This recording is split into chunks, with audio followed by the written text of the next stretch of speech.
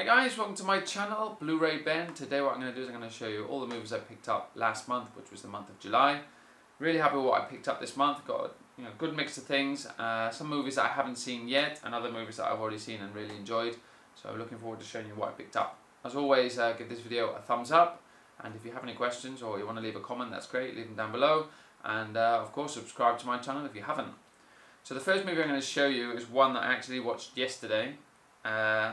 It's a film that I've wanted to see for a while, and I didn't read up anything about it at all.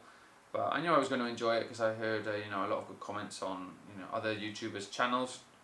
And it's Stephen King's Dr. Sleep, starring Ewan McGregor.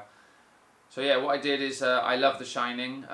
Stanley Kubrick's The Shining, and what I did is I watched that a couple of days ago, and just to remind me of what actually happened, because I've seen it many times, but I just wanted to sort of rewatch it. And then the next day I watched this Dr. Sleep, and I really enjoyed it. It's like it's a sequel of the Stan Kubrick's The Shining, and I think it's done really well because it's showing you when Danny the little kid is a lot older. I don't actually know his age, but I suppose between 30 and 40 years old. And they show a different side to The Shining, the power that these people have, and also the evil that follows it. And I think it's done really well. Really enjoyed it. It's a long film. I think it's 2.5 hours long, but it didn't seem long to me. And yeah, I just thoroughly enjoyed it. There were some things that I thought were a bit strange and over the top, but in general the movie was really enjoyable, and one I'm really happy to add to my collection. And yeah, definitely check out Dr. Sleep if you haven't seen it. And Ewan McGregor is one of my favourite actors, and he does really well in this movie. Okay, the next one is one of these movies that I call a stupid comedy. It doesn't mean I don't like it, it means I really like it, but it's just completely stupid. And it's James Franco and Seth Rogen in The Interview. This is one, I think I saw it on, I think it was Netflix or Prime, I can't remember. I saw it, really enjoyed it, and I actually decided to pick it up because it was going cheap, and I thought, yeah, I'll add it to my sort of collection of stupid movies. And yeah, I always enjoy Seth Rogen and James Franco. I think they work really well together and give some good performances. I know some people hate Seth Rogen, but I think they did really well in this movie, and it's a really original movie. And the way they sort of poke at Kim Jong-un from North Korea, I think it's sort of really funny. And yeah, one of these movies you have to see at least once, especially when it came out. There was a lot of just problems between the United States and North Korea, and I think they sort of just made the topic a bit funnier for most of the people, even though I'm sure that Kim Jong-un found it really insulting. But there you go, yeah, The Interview. Okay, this one is one I actually did an unboxing on my channel, I think it was 2 weeks ago, and I still haven't seen it because although I'm a lover of foreign film, I do have to be in the mood to watch especially a long foreign film, to watch the subtitles, and I normally have to watch it alone. I don't like to watch it with my wife's watching Netflix on the computer, and I can sort of hear her comedy series and she's laughing. So I'm gonna have to find an afternoon when I'm alone, and I'm gonna have to sit down and have to watch it, and that's Tokyo Story. So if you want to check out the unboxing, all the special features and all that stuff, go and check out the video I did. I think it's the last video 2 weeks ago, and yeah, I heard so many good things about this Tokyo Story, directed by Yasuhiro Otsu, and can't wait to see it. But as I said, I really need to find the time and an afternoon where I'm alone at home to really sit down and enjoy this movie, because I've heard great things about it. So there you go. Okay, the next one is another Christmas movie that I've said many times in my pickups. I'm trying to increase my Christmas collection, because I had quite a few films on DVD, just a couple on Blu Ray, and when I sort of looked and tried to do my Christmas movie collection, I realised I didn't have many. So over the last, since December, I've been picking up one or two, and this month is no different, and it's The Polar Express. I do have this on DVD, so it's an upgrade, starring Tom Hanks. You've probably all seen it. It's directed by Robert Zemeckis. A great animated sort of Christmas movie. One of these things that is really close to the heart, and just really brings back the spirit of Christmas, especially for children. I'm sure they love it. And basically it's about a kid who's sort of starting to not believe in Christmas, and this train appears outside his house one Christmas Eve, and sort of takes him to the North Pole, and revitalizes belief in Christmas. So yeah, one of these movies that I watch at least once a year, and I think it's really enjoyable. And if you haven't seen it, definitely check it out. And Tom Hanks, you know, he plays a lot of the different characters, even though they're animated, he does the voices, and I think he does so well. And yeah, another original movie, and one I'm just really happy to upgrade to Blu-ray. Okay, this one is one that I was actually embarrassed that I hadn't seen, because I always tell people that I'm a lover of you know, war movies. I'm also saying that I'm a lover of foreign movies, and I just don't know why I never even saw this or picked it up. So eventually, well, I have picked it up now. I watched it, absolutely loved it, and that's Das Boot, which is translated very easily to The Boat. One of the things I wanted to say, it's very strange because I have a lot of foreign films, and I think 99% of them, they actually translate the title into English. No problem for me. I don't mind if they're in the original language or not, but this one isn't. Everyone knows it as Das Boot. No one's ever sort of mentioned why don't they call it The Boat, because all of my other foreign movies, they translate the title, and this one they don't, so there you go.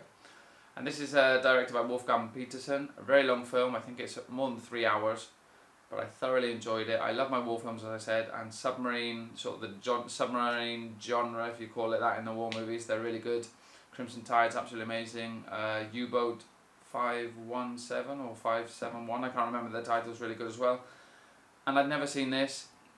It's a foreign film, a war film, and I should be ashamed that it's taken me this long. It's a 1981 film, I think, and yeah, basically it follows, you know, a group of German soldiers, you know, in a submarine, and you know, they have to follow out their orders to attack, I think it's American fleets or British, you know, fleets, you know, the boats, and yeah, really realistic film, and just sort of reinforces your sort of fear of being trapped, you know, underwater, and if anything happens, you're definitely going to die. And what these people went through, whether you're on in the Allies or in the Germans or Japanese, whatever, they went through hell, and yeah, this film really captures that. So if you're a fan of war films, especially, you know, submarine and navy warfare, and you haven't seen this, definitely check it out. I know you've got to read the subtitles, and it's a long film, but stick with it, and it's a great film. And the ending really surprised me. I'm not going to say what happened, but yeah, I was really shocked by the ending, and yeah, great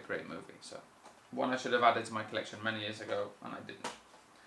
Okay, the next one is a 3-movie set, which a lot of people have been picking up, especially in the UK, I've been seeing, and you probably know what it is.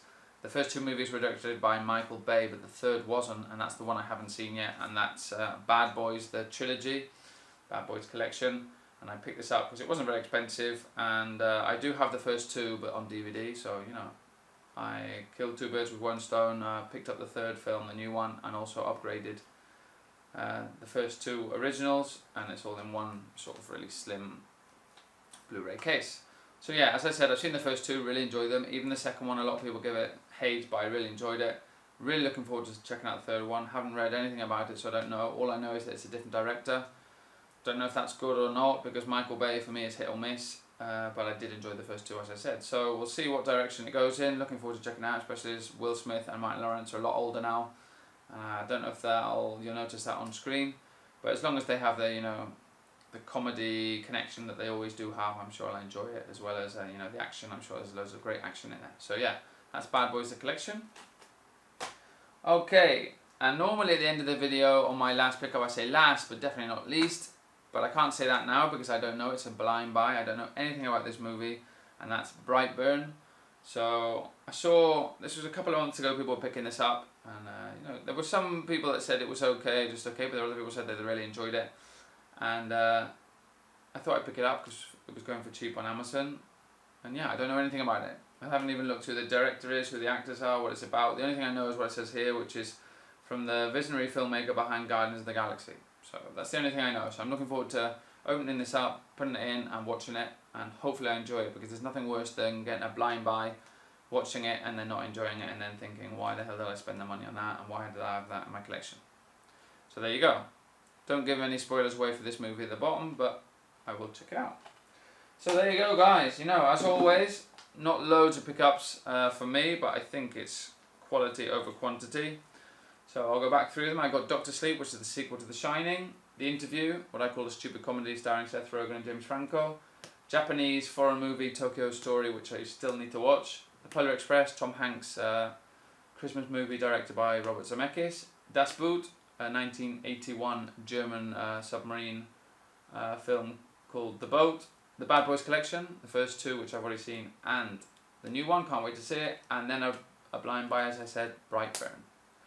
So there you go. Leave your comments down below and any questions. As always, I love hearing comments from you, and give this video a thumbs up, as I said, and subscribe to my channel.